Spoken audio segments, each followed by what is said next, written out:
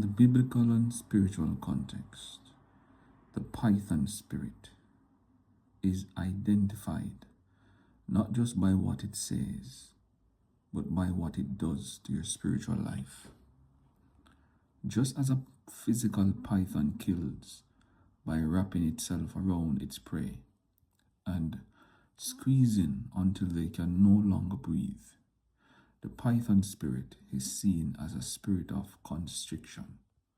So, here are some primary signs that this spirit may be at work according to biblical scriptures.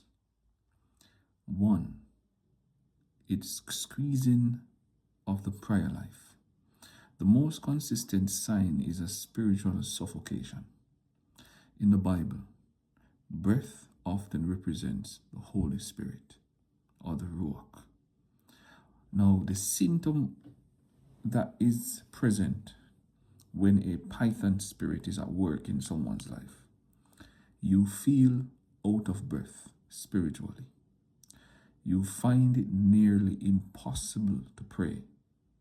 And when you do pray, it feels like the words are being choked out of you, or you are hitting a ceiling as if there is an unseen restriction, as if there is a resistance.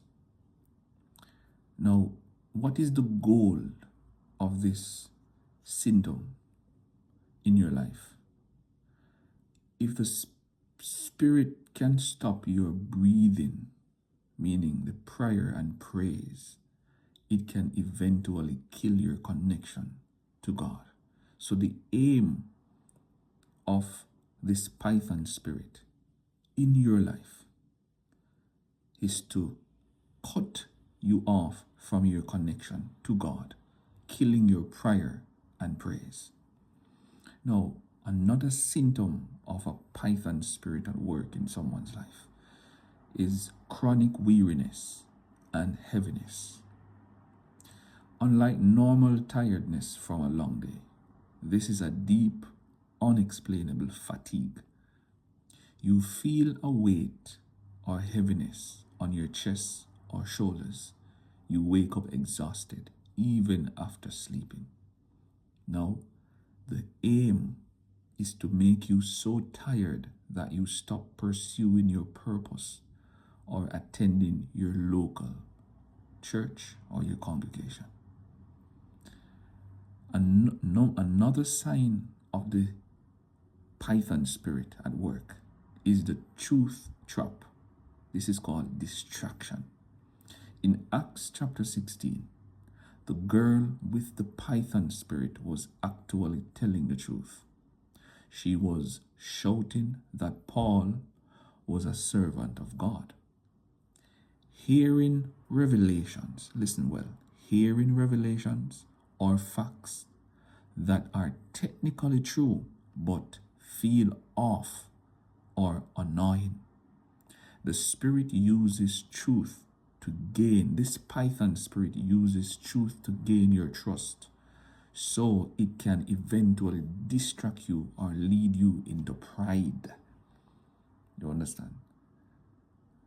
Now, this spirit, it will feed you truth, hints of truth, only for you to gain its trust, and then it will lead you down a path that will leave you puffed up, full of pride in yourself. The goal of this particular spirit is to associate the gospel with demonic power and annoy or drain leaders until they lose focus on their mission.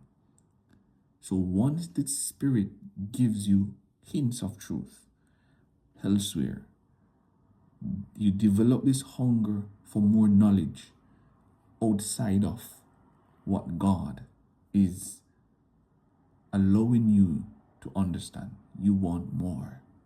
So therefore, you start to look outside. And you start to mix demonic practices with the truth. So you become whole in the truth, in unrighteousness. Another symptom of the python spirit in one's life, loss of spiritual hunger. Just as a python swallows its prey and then remains dormant for a long time, this spirit tries to make you full of other things, so you lose your hunger for the Word of God. A sudden breakaway, a sudden dislike toward the Bible.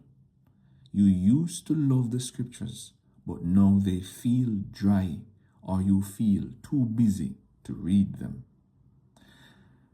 The goal of this python spirit is to starve your spirit of the truth that would actually make you free. And we are seeing this today, the antichrist spirit. So many attacks on the scriptures, so many disliking the scriptures, so many breaking away from the scriptures, so many who have never read the scriptures are hating the scriptures without even knowing what the scripture says.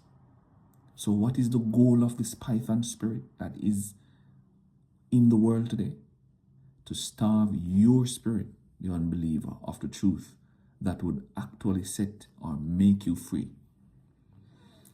Another symptom of the python spirit at work is a financial or resource constriction.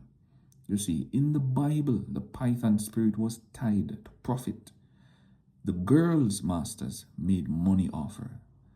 The same girl in Acts chapter 16 that Paul rebuked the spirit out of. A spirit of lack where resources are squeezed.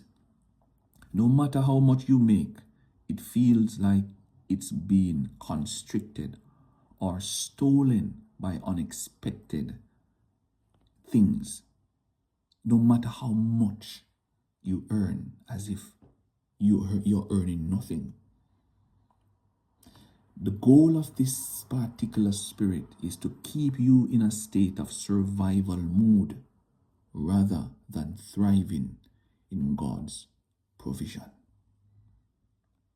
In Acts chapter 16 verse 18, Paul didn't argue with the girl or try to counsel the spirit. He addressed it directly. In the name of Yeshua HaMashiach, in the name of Jesus Christ, I command you to come out of her. Now, biblical teachers and the scripture itself says that the antidote, even Yeshua the Messiah says, praise and prayer and fasting. Notice that after Paul cast out the spirit, he was thrown in prison. But he and Silas began to sing and pray at midnight. Acts chapter 16 verse 25. By breathing out praise, they broke the atmosphere of constriction and the prison doors flew open. Now, I want to say a prayer for spiritual release based on Isaiah chapter 8 and Acts chapter 16. Please follow after me. Heavenly Father, I come before you in the name of Yeshua HaMashiach, Jesus Christ. I thank you that you are Immanuel, the God who is with me, even when the floodwaters of life reaches my neck. I recognize that I have been feeling a sense of constriction, heaviness, and spiritual exhaustion. Today, I choose to test the spirits and align myself only with your Holy Spirit.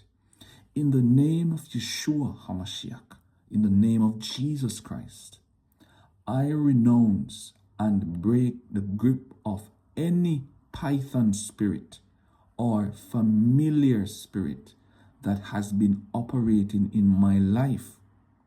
I break the spirit of constriction that has tried to choke out my prayer life and my praise. I reject every deceptive whisper and secret knowledge that does not come from your word. I refuse to be weary, for you are the source of my strength. Adonai, Lord, I ask that you would breathe your spirit, your ruach, your holy breath back into my spirit. Where there has been pressure, let there be peace. Where there has been lack, let there be your divine provision.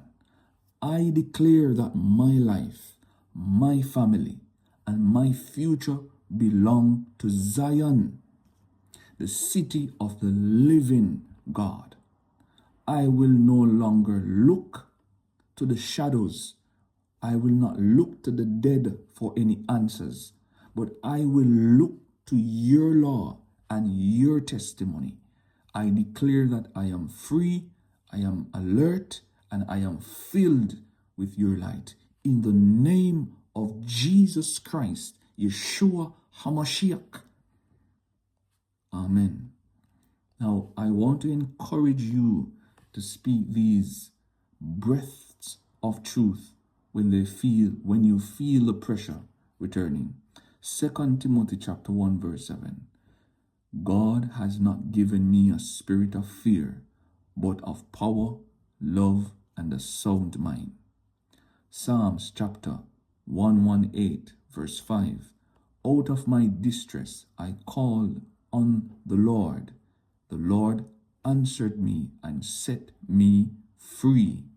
Isaiah chapter 8 verse 10. Devise your strategy, but it will be thwarted. It will fail, for God is with us. Acts chapter 16 verses 25 and 26. At midnight I will pray and sing hymns to God, and my chains shall be loose. Now, in Matthew chapter 17 verse 21 and Mark 9 verse 29, when Yeshua says, however, this kind does not go out except by prayer and fasting, he is referring to the disciples, the deliverers, not the person under demonic influence. Now, 1, the disciples' failure. The disciples had already been given authority to cast out demons, Matthew chapter 10 verse 1. But they had just failed to deliver a boy with a seizing spirit, or often identified as a deaf and mute spirit. When the boy's father brought him to Yeshua, Yeshua delivered him instantly. Afterward, the disciples asked privately, why couldn't we drive it out? Why it refers to the disciple, Yeshua answered, focuses entirely on the spiritual state of the person doing the praying. Lack of faith. First, he tells them it was because of their little faith and preparation. Then he adds the prayer and fasting comment. Yeshua wasn't saying the demon-possessed boy needed to fast. He was incapacitated and unable to. He was saying that the disciples were trying to use authority as a mechanical formula without the spiritual muscle that comes from a deep, disciplined relationship with God. Now, what this kind means, by saying this kind, Yeshua implies there is a hierarchy or a difference in strength among spirits. Some spirits may leave at a simple command. This kind, the more stubborn, violent, or entrenched ones, requires the minister to be in a state of high spiritual alertness and surrender. Now, the role of prayer and fasting. Prayer and fasting do not change the demon or persuade God to act. Rather, they change the believer. If authority is like a badge, prayer and fasting are like the battery or fuel that ensures the power behind the badge is active and ready. If you are in a state where you need to be delivered and you are not physically being constricted by the powers of darkness, that means you can pray, you can fast upon His word. Pray, fast in His word. Cut off all distractions, all worldly distractions. So I'm saying to you, you can't cast out thick darkness with a thin prayer life.